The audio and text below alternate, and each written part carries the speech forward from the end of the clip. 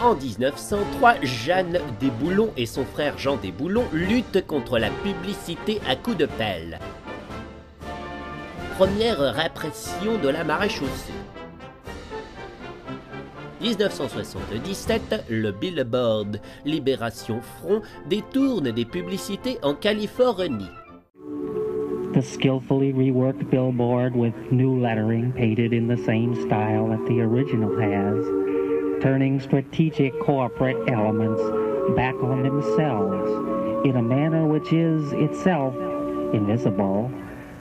If you happen to be driving along the other night at downtown San Francisco, you might have seen something unusual in billboard art.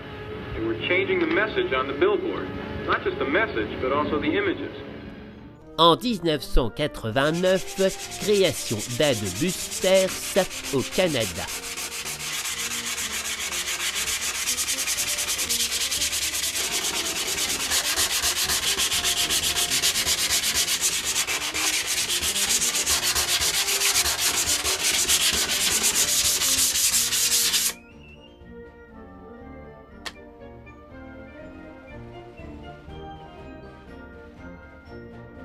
« 1992, création de Paysages de France avec Pierre-Jean Delahousse. Une action de Paysages de France qui dénonce un désastre environnemental. Non seulement ces panneaux polluent à l'évidence le paysage, mais en plus nombreux sont ceux qui le polluent en toute illégalité, en violation du code de l'environnement. C'est le cas notamment des deux panneaux qui se trouvent derrière, qui sont au milieu des champs, dans une zone d'ailleurs protégée au plan local d'urbanisme. Ces panneaux n'ont absolument pas lieu d'être ici. 1992, création de Résistance à l'agression publicitaire avec Yvan Gradis, François Brune et René Macaire. On mène des actions en fait légales, conviviales, amusantes de lutte contre la publicité pour la liberté de réception. La liberté de réception, c'est quoi? C'est la liberté qu'on a chacun en fait de recevoir ou de ne pas recevoir un message publicitaire. C'est le corollaire de la liberté d'expression. Au sein de notre association, partout où il y a des espaces en fait, où il y a de la publicité, du coup on revendique et on mène des actions sur ces espaces-là, notamment pour demander soit une interdiction de certaines publicités, soit une régulation. 1999, création de casseurs de pub à Lyon avec Vincent Chenet.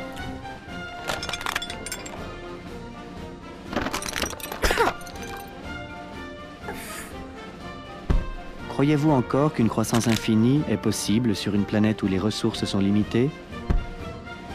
Le samedi 25 novembre, c'est la journée sans achat. Alors faites un geste pour la Terre. Arrêtez d'acheter. 2005, création des premiers collectifs de déboulonneurs suite à 4 années de barbouillage collectif.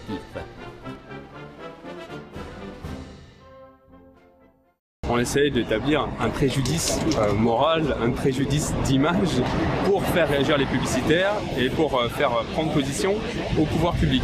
On cherche un procès au pénal, pas au public. D'accord. C'est autre chose. Notre force, c'est la non-violence.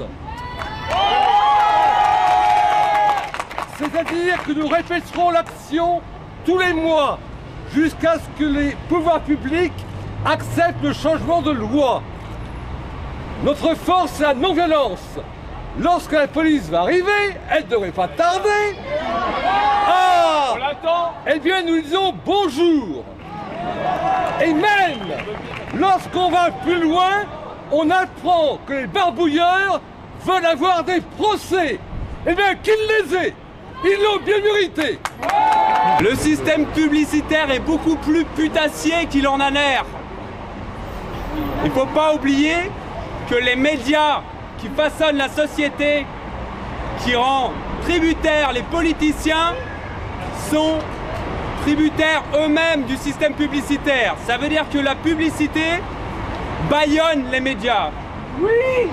Le système publicitaire empêche toute critique de celui-ci puisqu'il finance les télévisions, les radios, la presse, et que donc aucun des aspects de la société, aucun des aspects industriels de notre société de consommation et de production ne peut être critiqué puisqu'on ne mord pas la main qui nous nourrit. Pour les frustrés du barbouillage, ceux que la bombe de peinture démange, qui veulent nous rejoindre, il faut savoir les peines que l'on encourt, il faut que nous formions un minimum, il faut savoir ce que l'on risque, il faut être déterminé à accepter les peines, à aller devant les tribunaux.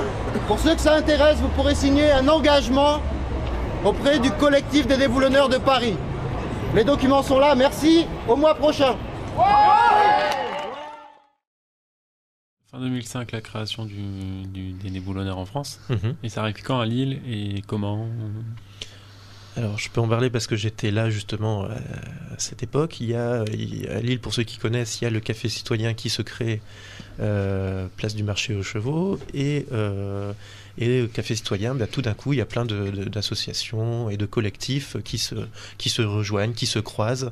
Les liens se tissent. Et il s'avère que nous, on a commencé. Il y avait le journal La Décroissance qui était apparu en 2003 ou 2004, je ne sais plus. Et je fais partie des personnes qui avons lancé des rencontres débats au café citoyen. Donc vraiment tout s'est bien coupillé à ce moment-là. Et en discutant tout ça, il y a des déboulonneurs. Voilà, on a fait une marche pour la décroissance en 2006 et il y a on s'est croisés, il y a eu des rencontres, dont celle avec Alex Barré, qui est un des cofondateurs du collectif national. En tout cas, il y a une première action en juin 2006.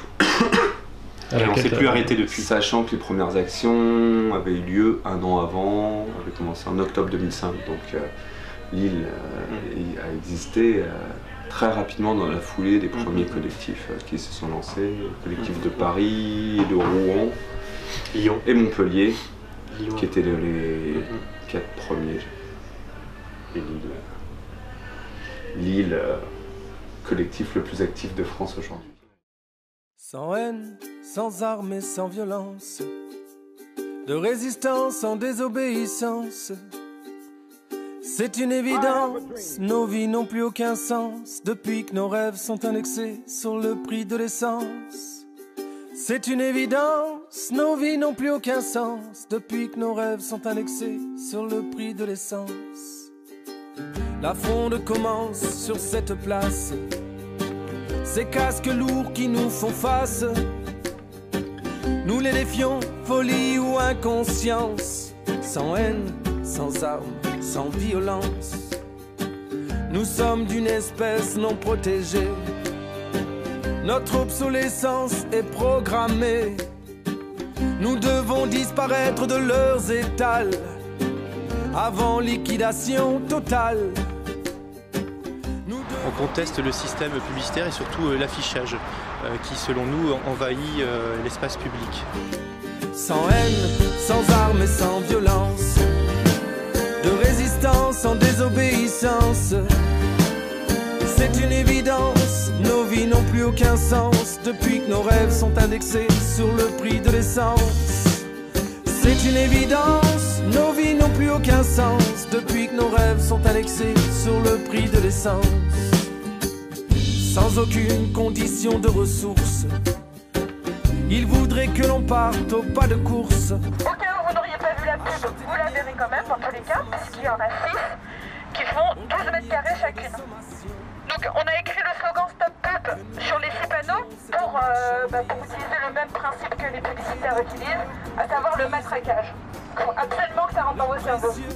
Leur cœur de cible, du temps de cerveau disponible. Oh qu'ils chérissent ce temps, ce cœur de cible, ce temps de cerveau disponible.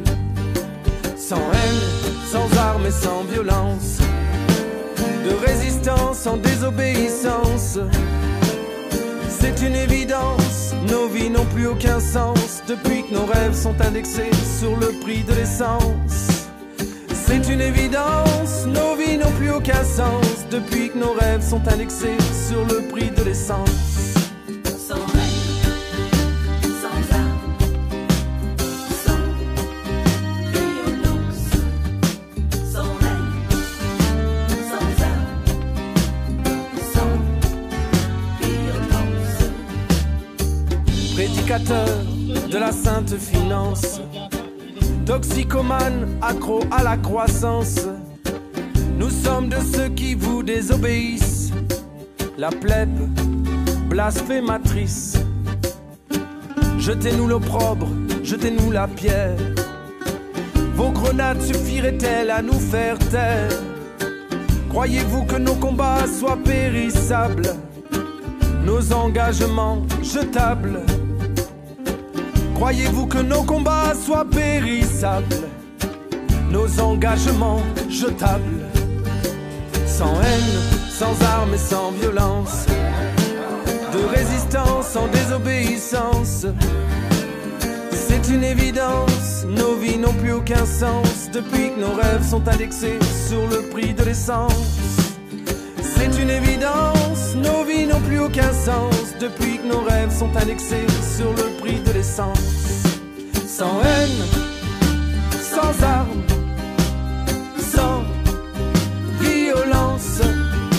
Sans haine, sans armes, sans violence. On a été pris en flagrant délit et donc ils nous demandent les faits, après ils nous posent des questions et après ils disent bon bah maintenant on va passer aux empreintes et donc on a dit, enfin moi pour ma part j'ai dit vous ne prendrez pas d'empreintes génétiques. Sans violence.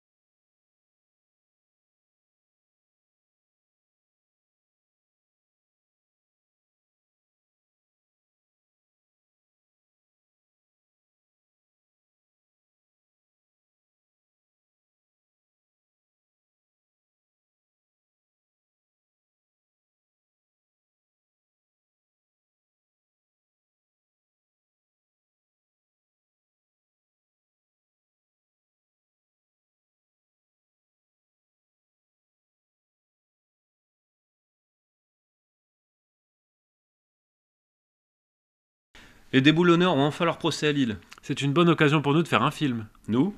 2 membres du collectif des objecteurs de croissance de Lille, ensuite rejoints par beaucoup d'autres, puisque ce film est une aventure collective. Nous sommes aussi impliqués dans cette lutte anti-pub. Vous allez voir, on fait un peu de tout dans le film. On tient la caméra autant que la bombe de peinture. En tant que militants des croissants, on est contre toutes les formes de domination et d'oppression.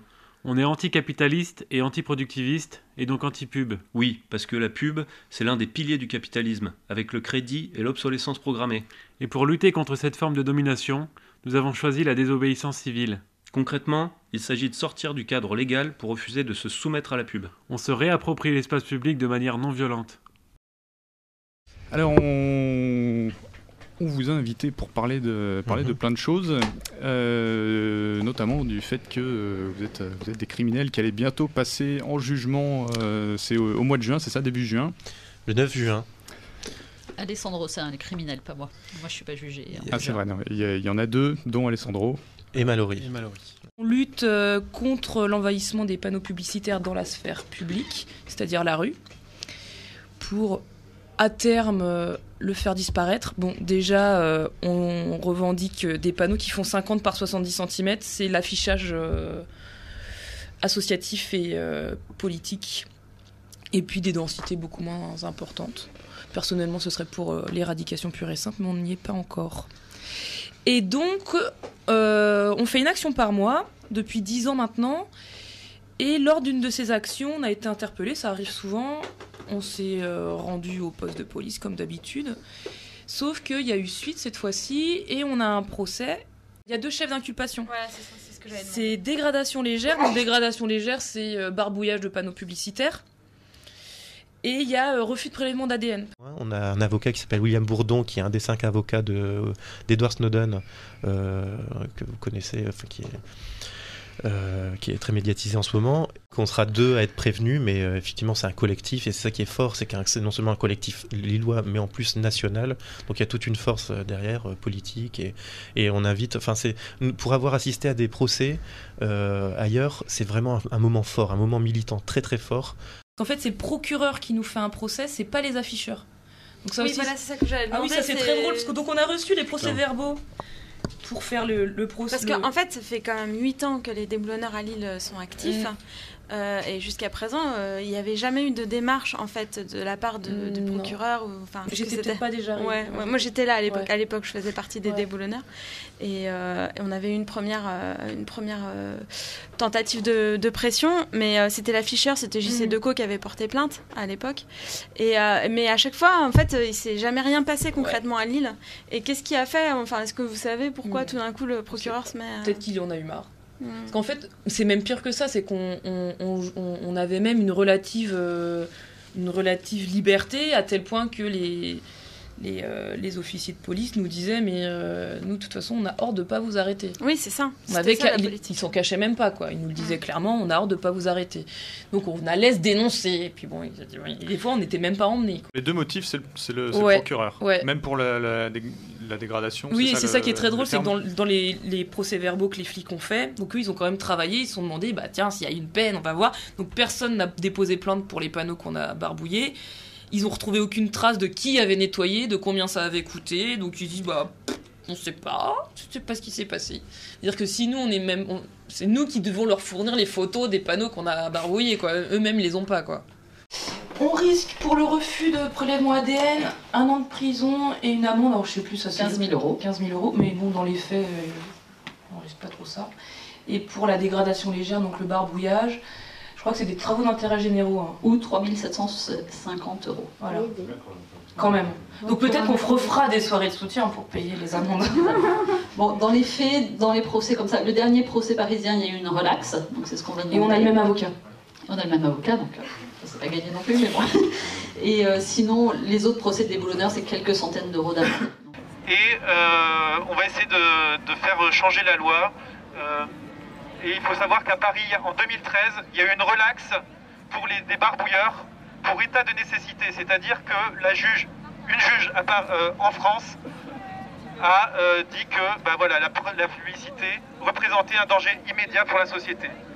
Et on va essayer de faire en sorte que ça se fasse une jurisprudence et que nous aussi à Lille on soit relaxés, et on a beaucoup d'arguments pour. la publicité qui est dans l'espace public, elle nous est imposée. Contrairement à une publicité qu'on peut trouver dans un magazine, on est tout à fait libre de pouvoir tourner la page ou sur un mail, de pouvoir cliquer et fermer la page de publicité. Et alors que là c'est tous les jours qu'on passe devant, c'est clairement une imposition du matraquage permanent, et c'est là où ça pose problème. C'est à Paris qu'il y avait eu des neuroscientifiques qui étaient venus expliquer vraiment, oui, on sait que ça a bel et bien un effet sur le cerveau, quoi qu'on veuille en penser, puisque des fois on a notre orgueil, on se dit ça marche pas sur moi. Donc il y a des chercheurs qui étaient venus témoigner, comme d'ailleurs au week-end du cerveau disponible qu'on avait fait à Lille, pour montrer que si ça marche, et c'est pour ça qu'on le fait d'ailleurs. Mais de toute façon, ils calculent l'emplacement des panneaux en fonction du nombre de contacts qu'il va y avoir dans une journée par passant, en fait. Donc en fait, le contact, c'est même pas le fait de lire ce qui est écrit, c'est juste l'image qui reste imprégnée dans le cerveau, et en fait c'est des couleurs, c'est tout le fonctionnement, toute la définition des logos est basée là-dessus, sur qu'est-ce qui va marquer le regard, la couleur, la forme, et qui va faire que même sans lire le texte, même sans rien n'en savoir, en fin de compte on est complètement imprégné, quoi. Et j'ai appris que l'afficheur, celui qui décide de poser un panneau publicitaire, il a juste une déclaration préalable à déposer en mairie. Une déclaration préalable, moi j'ai rénové une maison par exemple, j'ai fait une déclaration préalable, c'est juste, tu dis ce que tu fais, et puis voilà. C'est tout. Et une fois que t'as fait, la mairie peut venir et dire « Ah, mais c'est pas bien !» Mais bon, les publicitaires, ils ont fait pendant 5 ans leur truc. Donc moi, je pense que si un privé peut s'approprier comme ça un espace public, nous, privés aussi, on fait que se réapproprier un espace public. Donc je trouve ça assez légitime, à mon sens. C'est-à-dire, ils peuvent choisir l'endroit, tout simplement, où ils veulent... ils choisissent, et la mairie peut leur dire « Attention, c'est pas très légal, mais tant qu'ils sont pas implantés, on peut pas les empêcher de s'implanter. » Si je résume, ils peuvent s'implanter n'importe où, et après, une fois que c'est fait, on va leur dire « C'est pas bien, mais c'est trop tard. » C'est ça. Bah après, on peut attaquer ces paysages de France. On peut dire ça comme ça. Attaque les panneaux par panneau. Mais ça prend des années à enlever, quand c'est enlevé. Et à Lille, la pub, ça donne quoi ? Voilà, parce que du coup, vous parlez de désobéir, tout ça, mais concrètement, il y a combien de panneaux ? Alors, à Lille, la publicité, c'est 750 panneaux, et il y en a 250 qui sont illégaux. Alors, illégaux parce qu'il y a un règlement local de publicité, alors c'est celui de la ville de Lille, qui dit, par exemple, dans telle zone, la publicité est interdite, dans telle rue, c'est une publicité tous les 200 mètres. Voilà, nous on a compté ces panneaux, on les a mis sur une carte, on a une jolie cartographie. Voilà, il y en a 250 qui sont illégaux. Donc déjà, si on respectait la loi, il y a déjà un tiers des panneaux qui sautent.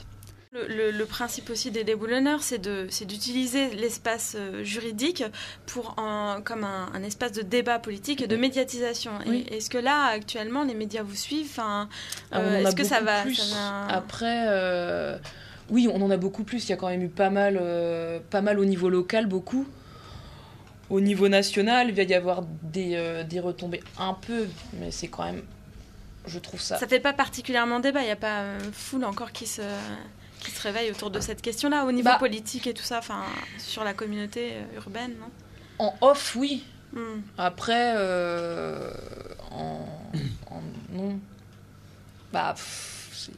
non. Non. Mais en même temps, moi je pense qu'ils le feront pas, ils ont aucun intérêt à le faire. Ça veut dire on s'est trompé pendant des années. Vous avez raison. En fait, le cas de Grenoble, ça a été possible parce que c'était un changement de mairie. Ouais. Et qu'en plus tous les contrats arrivaient à terme. Là, en fait, ils sont en train de non renouveler les contrats. À Lille, c'est 2017.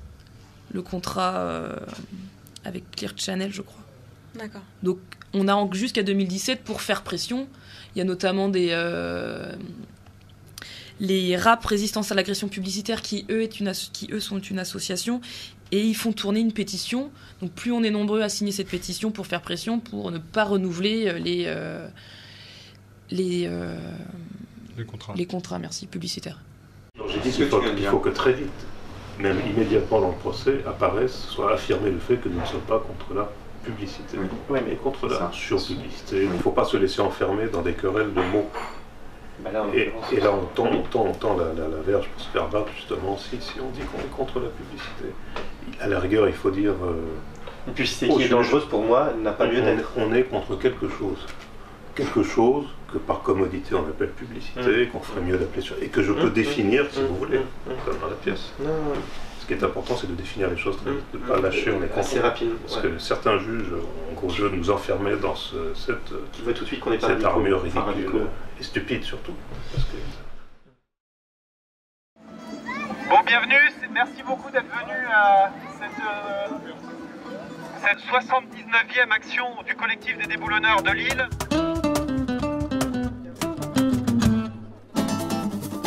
Il y a Résistance à l'agression publicitaire qui s'est montée à Lille et qui lance aujourd'hui avec nous une pétition pour une ville sans pub. Donc c'est une association de lutte contre le matraquage publicitaire sur Lille.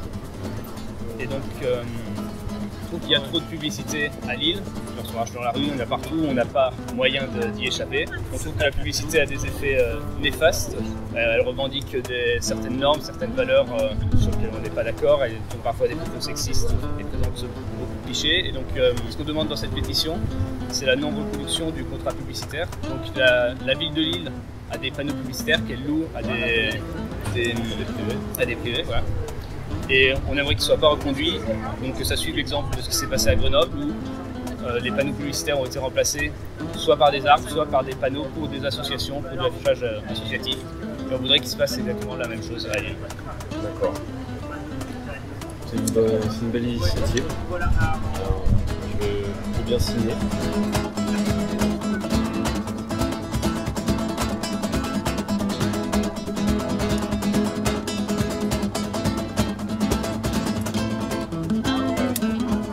Merci. Merci à vous.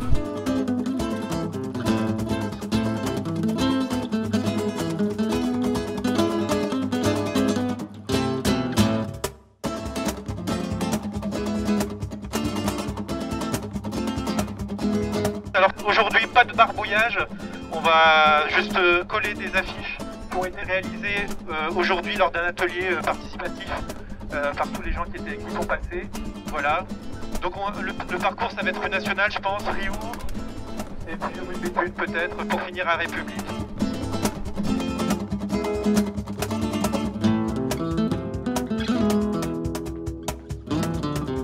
À la télé, je peux zapper la pub dans la rue, je ne peux pas l'éviter. Les panneaux de pub sont trop nombreux, trop grands, ils font mal aux yeux. Voilà, c'est signé Léo, 10 ans. Merci beaucoup Léo. Ça vous dit de chanter ? Ça, on va chanter alors. Monsieur le Président, je vous fais une lettre que vous lirez peut-être si vous avez le temps. J'en ai assez de voir l'horreur publicitaire, des corps totalitaires, du matin jusqu'au soir. Monsieur le Président, je ne supporte plus ces photos qui polluent la vue de tous les gens. C'est pas pour vous fâcher, il faut que je vous dise, ma décision est prise, je m'en vais barbouiller. Au nom de la beauté, contre le racolage, vive le sabotage pour notre liberté. Face à ces mille sachez-vous les gendarmes que j'aurai pour seule arme les légitimes réponses.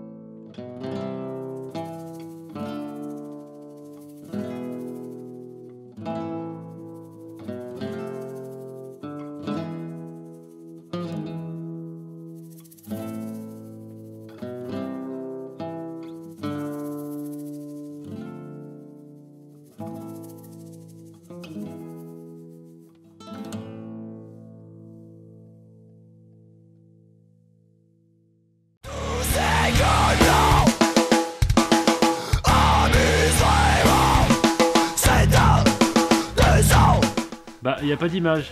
Mais alors, qu'est-ce qui s'est passé? Le Centre culturel libertaire a accueilli un concert de soutien. Il y avait plein de monde, de la bonne musique, ce qui a permis au collectif de récolter des sous pour payer le procès.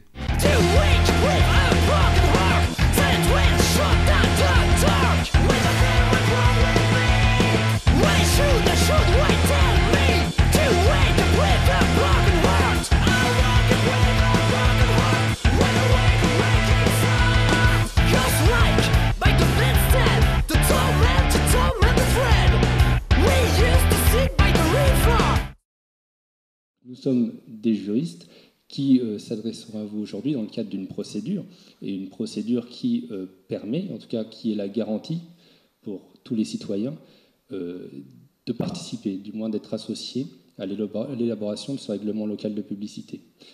Mais on est où là? Au gymnase à Lille, pour la réunion d'élaboration du règlement local de publicité de la métropole européenne de Lille. Enfin d'élaboration, de participation pour associer les citoyens, enfin, pour qu'ils servent de caution démocratique à la validation d'un truc déjà conçu. Il y a du monde? D'habitude, il y a 3 personnes, mais là, les militants se sont mobilisés. RAP a fait du porte-à-porte pour faire venir la population, et il y a des représentants des partis politiques. Le but, c'est juste de savoir si c'est moche ou pas. Pas moche, c'est si c'est bien intégré ou pas dans l'environnement. Parce que ça veut dire que ça peut être bien intégré. Oui. On va voir... Je vais voir si vous me montrez une seule photo, une publicité bien intégrée dans un paysage.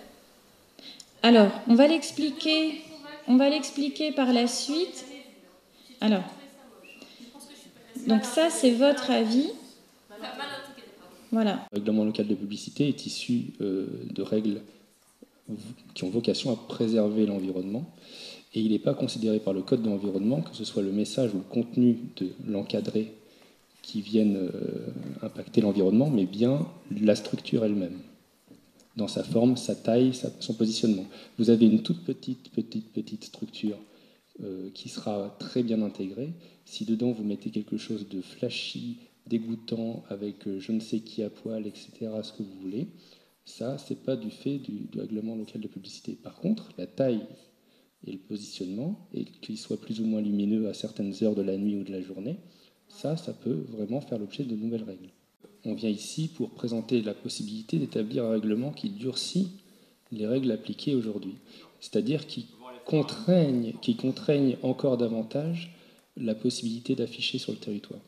Donc, si on suit votre raisonnement, ça voudrait dire que, d'office, la métropole européenne de Lille est en train de se tirer une balle dans le pied dans un contexte national qu'on connaît, qui est celui d'une perte de dotation, qui est celui d'une crise économique qu'on connaît aussi, et à la limite, elle aurait peut-être tout intérêt à libéraliser à tout va, à faire en sorte de pouvoir faire rentrer l'argent.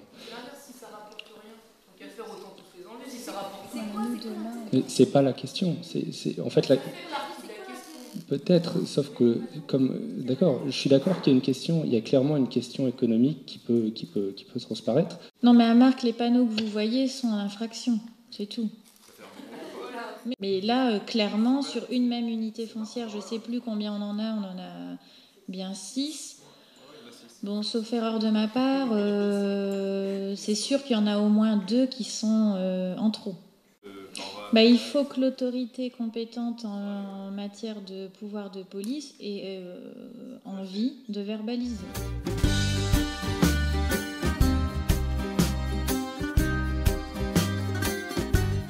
J'ai dit que le PDG des déboulonneurs ne peut pas se permettre d'un non-professionnalisme pour mardi prochain. Pour cette grande campagne publicitaire que nous allons envahir le palais de justice. Vous êtes bien au courant quand même. Vous n'êtes pas au courant pourquoi vous êtes là. Monsieur, il n'est pas au courant pourquoi il est là. Alors, la campagne publicitaire, en quoi elle va consister, c'est à rayonner dans la ville. Donc nous avons besoin de personnes qui rayonnent. Donc je pense que vous allez pouvoir faire partie des rayonneurs. Hein, avec vos boucles d'oreilles, votre mèche là qui descend, voilà. Un nombre de personnes qui vont rayonner dans la ville grâce avec leur respiration, leurs chaussures. Parce que c'est important dans la vie d'avoir des choses sûres.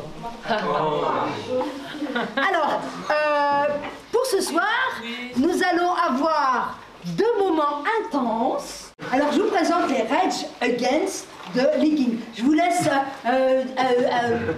voir comme vous voulez l'interprétation, la traduction, enfin tout ce que vous voulez de ce que ça veut dire ce titre. Et après nous aurons un court-métrage, un documentaire Super Kashmir. Allez, on se lève. Ça va bouger là.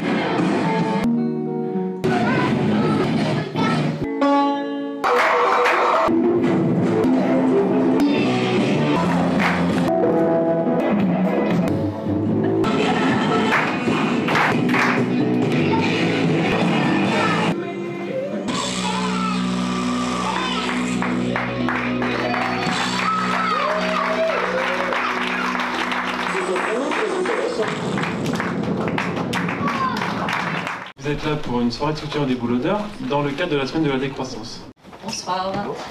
Alors en fait, Marion et Mallory, on fait partie du collectif des déboulonneurs. En fait, mardi, on va avoir un procès pour un barbouillage qu'on a effectué il y a 1 an devant une école. On a barbouillé, pas de pub devant les écoles. À la suite de ça, il y a 2 personnes qui ont été interpellées, qui ont refusé de donner leur ADN. Et donc là, ils ont un procès mardi. Donc mardi, si vous êtes disponible, on donne rendez-vous à 13h devant le tribunal. Voilà, il y aura du jus de pomme, des petits gâteaux pour vous faire patienter. Et si vous voulez assister au procès, on essaiera de vous faire rentrer dans la mesure des places disponibles au tribunal. Et ben, bon film. So what I want to do is make a film all about product placement, marketing and advertising, where the entire film is funded by product placement, marketing and advertising. On a reçu beaucoup de soutien déjà par mail. Voilà, on a des cinéastes, des réalisateurs, des artistes, des chanteurs, des dessinateurs, des chercheurs. On a Gros Culture. Enfin voilà, on est féministes. Il y a beaucoup de gens qui ont signé des petits mots de soutien. Et ça fait chaud au cœur.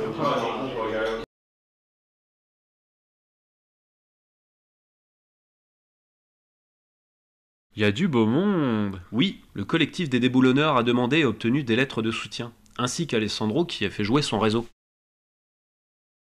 Jean Gadret, professeur d'économie à Lille. Je suis totalement solidaire des actions menées à Lille par les personnes accusées de très légère dégradation de quelques grands supports de publicité. Benoît Delépine, réalisateur. Je soutiens avec conviction le combat d'Alessandro Di Giuseppe contre les moulins à vent de la publicité. Vincent Chenet, rédacteur en chef de La Décroissance. Je soutiens Alessandro Di Giuseppe dans son action citoyenne héroïque et toujours pleine d'humour contre la publicité. Paul Ariès, politologue, rédacteur en chef du mensuel Les Indignés. Le procès intenté à Alessandro Di Giuseppe est une belle occasion d'instruire le procès contre l'agression publicitaire à l'école. Nous avons besoin dans ce domaine de lanceurs d'alerte comme lui. Serge Latouche, professeur émérite d'économie à l'université d'Orsay, objecteur de croissance. Il faut des lanceurs d'alerte comme Alessandro Di Giuseppe pour réveiller les citoyens de leur apathie et faire bouger les choses. Jean-Claude Besson-Girard, peintre, écrivain, objecteur de croissance, auteur. Outre l'amitié que je lui porte, toutes ces raisons, et ma conscience poétique et politique, m'imposent d'affirmer qu'Alessandro Di Giuseppe doit être reconnu comme un modeste bienfaiteur de l'humanité,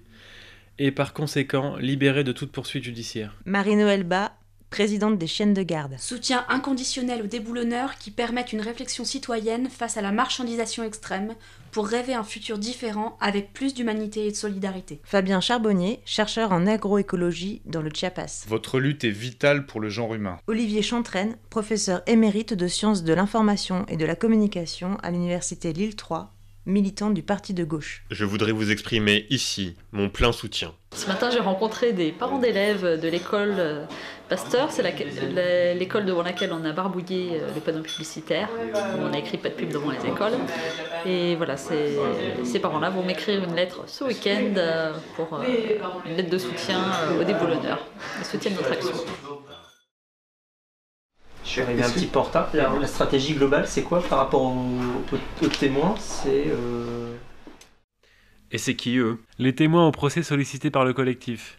Au premier plan, il y a Julien Dubois, qui est adjoint au maire notamment en charge du patrimoine. Il s'exprimera en tant qu'élu sur l'utilité des déboulonneurs dans le débat démocratique et sur le contexte de la publicité à Lille. Ensuite, il y a Alexandre Barret, qui est enseignant. Il parlera de l'impact de la publicité sur les enfants. Et enfin, au fond, Laurence Blisson du syndicat de la magistrature, qui évoquera l'évolution du rôle du fichage ADN dans les procédures judiciaires. trop ce qui va se passer. On ne sait pas si on va passer à 14h, si on va passer à 16h. On ne sait pas si on aura 5 minutes pour parler et si ça sera la juge ou le juge nous coupera sans cesse. On ne sait pas si on aura tout le loisir de parler. Nous, en tout cas, on a tellement de choses à dire que...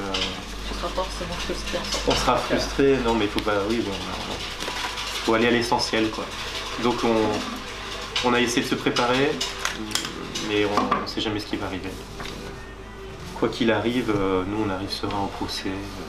On a l'habitude et de nous exprimer en public et d'avoir affaire soit à la police, soit à la justice. Donc, on sait qu'on est dans notre bon droit, en tout cas qu'on a de la légitimité à faire ce qu'on a fait. Et on sait pourquoi on le fait. Et on pense que c'est juste, donc on a déjà gagné. Moi je suis pas tranquille. Ouais, moi je pars à Compiègne, je vais Ça va aller. Mais après je serai peut-être dans un jeu de scène, tu vois, je vais peut-être me maquiller, ça va me faire du bien. Je vais me maquiller, mettre du fond de teint à gogo. J'aurai l'impression d'être en scène, ça va peut-être m'aider. Je vais peut-être m'aider. Et pourquoi Sinon, dans les tribunaux anglais, ils ont des perruques. Et qu'est-ce qui te fait te sentir mal? C'est la peur du verdict? C'est le non, c'est impressionnant. Parce que tout le monde va me regarder. Parce que c'est fait pour être impressionnant. Bah oui, oui. Et puis ils ont des grands tableaux. Ouais, j'ai tableaux de 10 mètres de haut, des grands trucs, grands livres d'art contemporain un peu.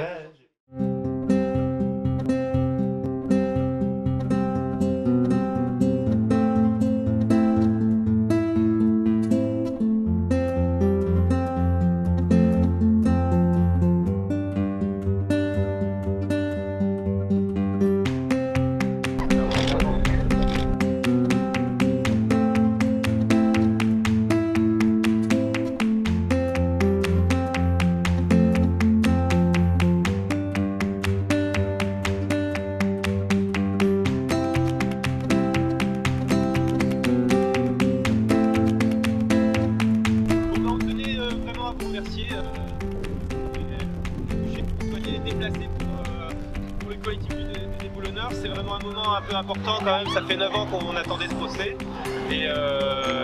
et ça sera pas fini, on continuera sûrement par la suite. En tout cas, c'est voilà, Mallory et moi et Marie, on est très contents que vous soyez là. Merci. Bon procès, ouais, bon procès, c'est un moment important pour tout le militant, pour les militants à Lille, donc on est très contents. Allez, voilà, bon à tout à l'heure, merci d'être là.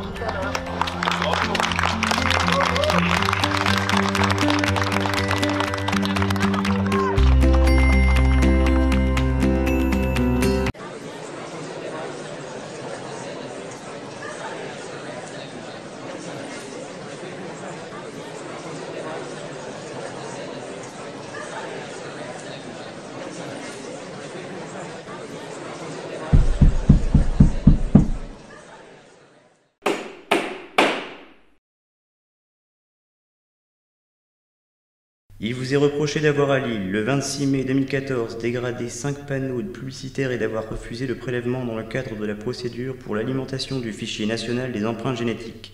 Vous avez le droit de répondre aux questions ou de garder le silence. Les faits qui vous sont reprochés sont les suivants. Le 26 mai 2014, à 20h15, vous avez été interpellé après avoir déclaré à un équipage avoir tagué des panneaux publicitaires. 5 panneaux étaient dégradés et supportaient l'inscription « Stop pub »,« Pas de pub devant les écoles »,« $, ou $. Vous ne préférez pas un arbre, un vrai ».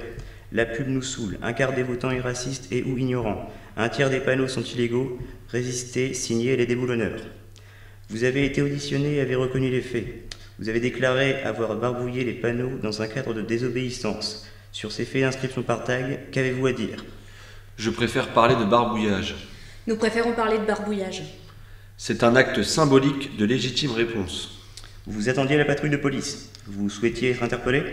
Je souhaite créer du débat public. Vous faites partie du même collectif? Oui, c'est un collectif national. Tout le monde est au courant de nos actions. Et vous n'étiez que 2? Non, mais c'était la fin de l'action. Les autres membres étaient partis. Nous nous sommes présentés aux policiers qui passaient dans la rue en voiture parce que nous voulions assumer notre geste. Et à l'hôtel de police, pourquoi avoir refusé le prélèvement ADN? Le système est totalement sous contrôle. Cela m'a semblé totalement disproportionné par rapport à l'action. Nous sommes des militants, pas des délinquants. La démocratie, ce n'est pas des actions comme la vôtre. Vous n'avez pas à vous arroger le droit de décider ce qui doit être. La désobéissance civile est pour nous un ultime recours. Des associations et des collectifs dénoncent sans cesse ces dangers, notamment auprès des politiques, qui n'écoutent pas. Avec les moyens d'action traditionnels, nous sommes impuissants. Nous faisons tout ce que nous pouvons. Bon, c'est loin du sujet là. Le débat politique n'intéresse pas le tribunal. Vous employez des méthodes pires que celles que vous dénoncez, puisque vos moyens d'action sont non démocratiques. Il s'agit d'une initiative citoyenne, pour le bien commun. Monsieur le Président, ce n'est pas mon souhait de transformer le tribunal en tribune politique, même si le sujet l'est assurément. Les déboulonneurs s'inscrivent dans un engagement citoyen. Que réclame le collectif et quelle démarche a-t-il entrepris toutes ces années? Nous réclamons une réduction de la taille de l'affichage publicitaire à un maximum de 50 par 70 cm, ce qui correspond à la taille de l'affichage associatif et politique. Nous demandons la liberté de non-réception et luttons contre les écrans lumineux. L'affichage extérieur s'impose à nous. Nous demandons à Madame le maire de Lille d'imiter l'exemple de Grenoble. Une pétition a été lancée en ce sens. C'est un engagement contre la saturation de l'espace public et l'affichage illégal. Un tiers des panneaux sont illégaux à Lille. Il faut juste une demande préalable pour qu'un publicitaire privé installe un panneau de pub. Notre action est donc la réappropriation de l'espace public et la mise en lumière des méthodes répréhensibles. Pourquoi avez-vous choisi ces panneaux, à cet emplacement? Nous avons commencé cette action devant une école. La lutte contre la pub devant les écoles est un de nos combats. Nous demandons la suppression de la pub devant les écoles. Les enfants ont encore plus de mal à faire la part des choses. Pour Madame Aubry, les enfants ne voient pas la publicité, alors que c'est faux. En voyant une publicité pour le salon de l'érotisme, mon fils me demandait pourquoi il y avait un monsieur en salopette en cuir dessus. Les afficheurs l'expliquent de manière cynique sur leur site. Nous sommes pour les cibles, et les enfants sont des cibles privilégiées. Il y a également le problème de la pub qui détourne l'attention des automobilistes, comme l'a montré très récemment l'accident à Valenciennes. J'appelle Madame Laurence Blisson. Nous allons parler du refus de prélèvement biologique. Vous, en tant que praticienne du droit, quel est votre point de vue sur l'universalisation du prélèvement? J'interviens en tant que juge et syndicaliste, et cela est préoccupant dans les deux cas.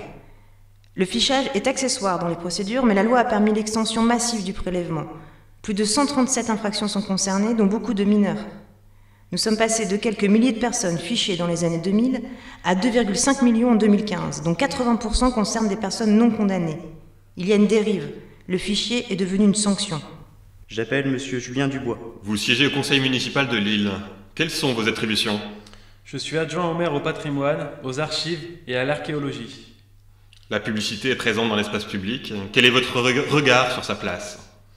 La publicité est trop prégnante dans l'espace public. Sa place est trop importante dans nos villes et à Lille.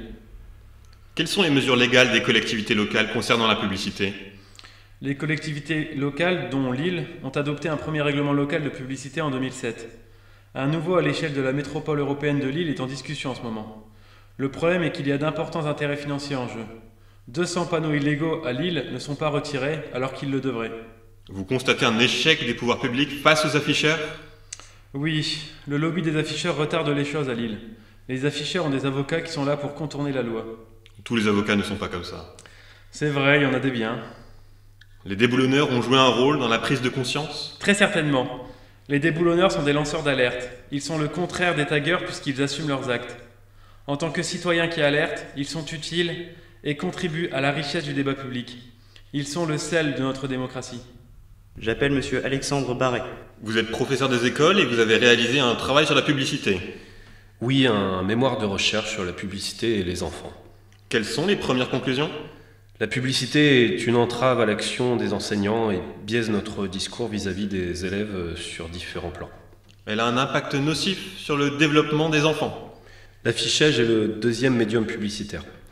Il est moins impactant que la télé, mais 38% des enfants reconnaissent être influencés par l'affichage.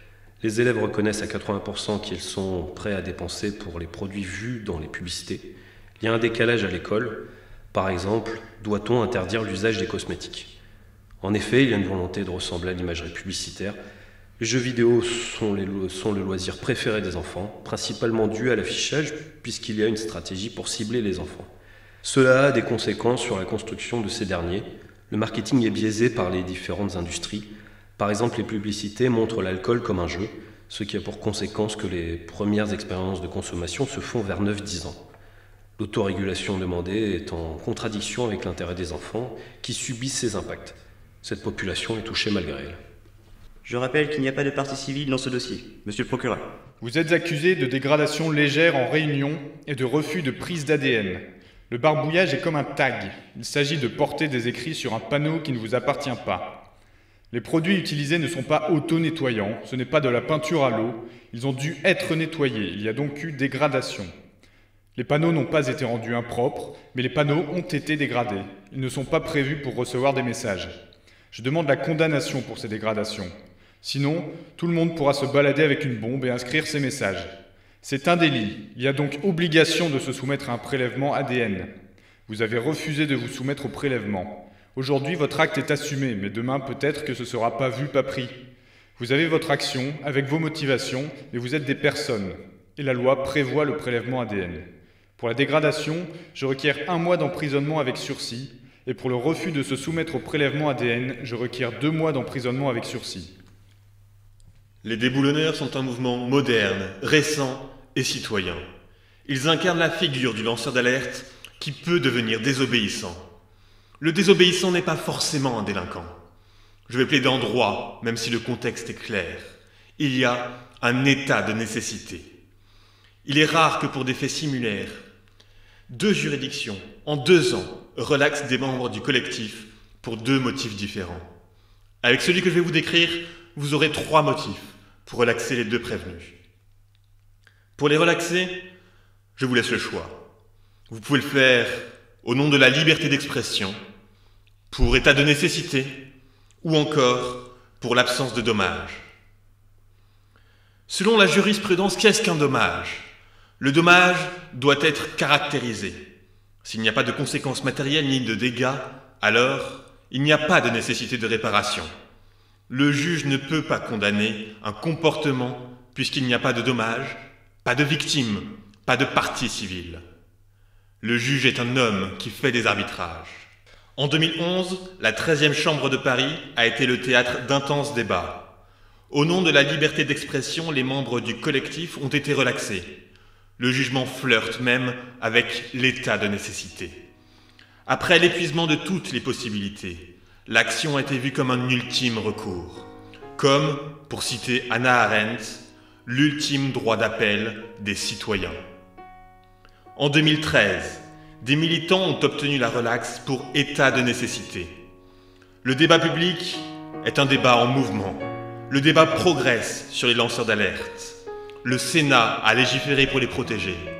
Le tribunal relève le caractère désintéressé et la non-violence de l'action, ainsi que l'absence de stratégie d'évitement des militants. Ont-ils épuisé toutes les possibilités ? Il y a 2 écoles. Les juges ont relaxé des faucheurs volontaires de champs OGM, relax ensuite cassé par la Cour de cassation, pour qui ils n'avaient pas tout épuisé. Mais les faucheurs volontaires ont gagné, puisqu'ils ont fait avancer le débat sur la santé publique. Les déboulonneurs gagnent des points dans le débat sur la publicité, puisqu'ils sont soutenus par l'adjoint au maire de Lille, mais aussi le maire de Grenoble. Ils permettent de limiter la toute-puissance des publicitaires. C'est un débat que vous allez devoir arbitrer. Il y a des intérêts sociaux supérieurs. Ils ont tout fait avant d'en arriver là. Ici, il n'y a pas de désobéissance à la loi, puisque la loi impose de les relaxer pour état de nécessité. Je termine sur le refus de se soumettre au prélèvement ADN. L'universalisation du prélèvement est une menace pour nos libertés. La question de la proportionnalité est posée par le juge européen. Plusieurs relaxes ont été prononcés depuis en France. Je vous offre ici une panoplie d'arguments sérieux pour les relaxer. Ce sont des citoyens responsables. La relaxe viendrait comme un appui à cette attitude d'ouverture. Avez-vous quelque chose à ajouter ? Oui, la loi protège certains quartiers de la publicité. C'est donc bien qu'elle n'est pas sans danger. Est-ce qu'on se protège de quelque chose d'inoffensif ? La décision est mise en délibéré au 7 juillet à 14h.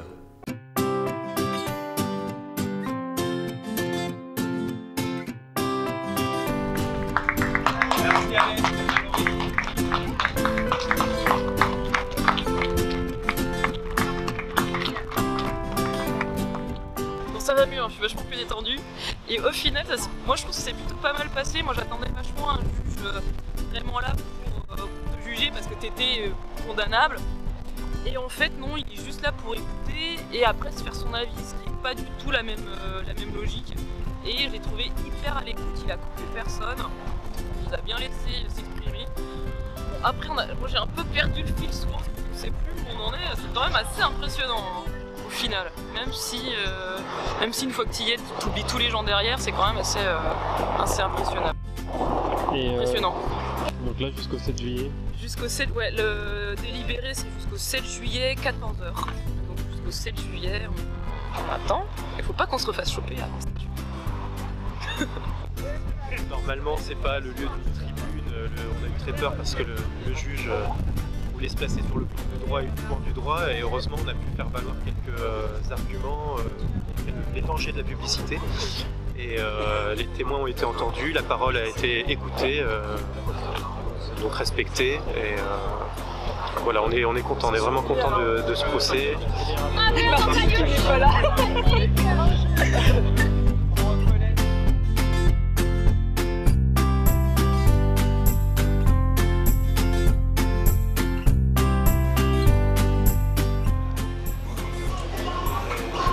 Je rigole maintenant, je faisais moins la maline tout à l'heure. Merci pour le tous. Pas de rien. C'était à notre place, c'est toi qui faisais de la petite soulier. Ouais, c'est ça, je faisais pas la maline. Ouais. T'es assurée. J'ai oublié les questions.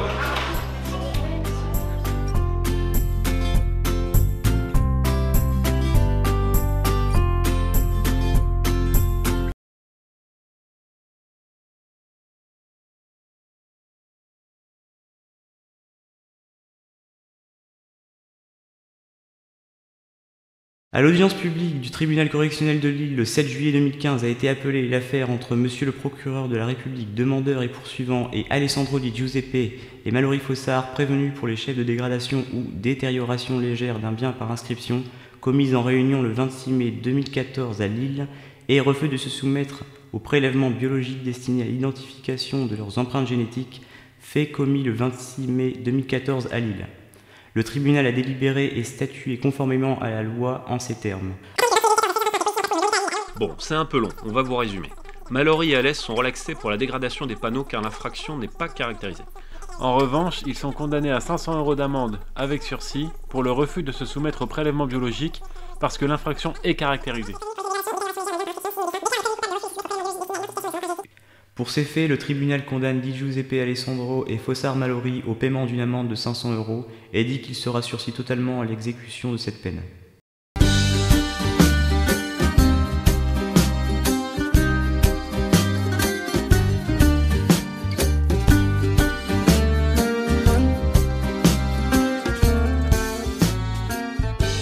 Que pensez de tout ça? Le verdict est rendu. Ils sont relaxés pour le barbouillage, mais pas pour les bonnes raisons. Alors tout ça pourquoi? La question n'est pas là. Le procès n'est pas le but des déboulonneurs, c'est un moyen, au même titre que le barbouillage. Le but, c'est de faire tomber le système publicitaire. Cette lutte, ces actions, ce procès, et même ce jugement, tout ça, c'est symbolique. En soi, ils ne changeront rien, mais ils s'inscrivent dans quelque chose de plus large. La lutte contre le capitalisme et son monde. Un monde qui ne se laisse pas faire. Ce ne sont pas les publicitaires qui ont intenté ce procès, mais le parquet qui représente l'État. Les sales gosses doivent rentrer dans le rang. C'est ce que montre ce procès et ce jugement. Et maintenant? Tu veux apporter une réponse? Non. Et toi? Non plus. Bon ben, on réfléchit.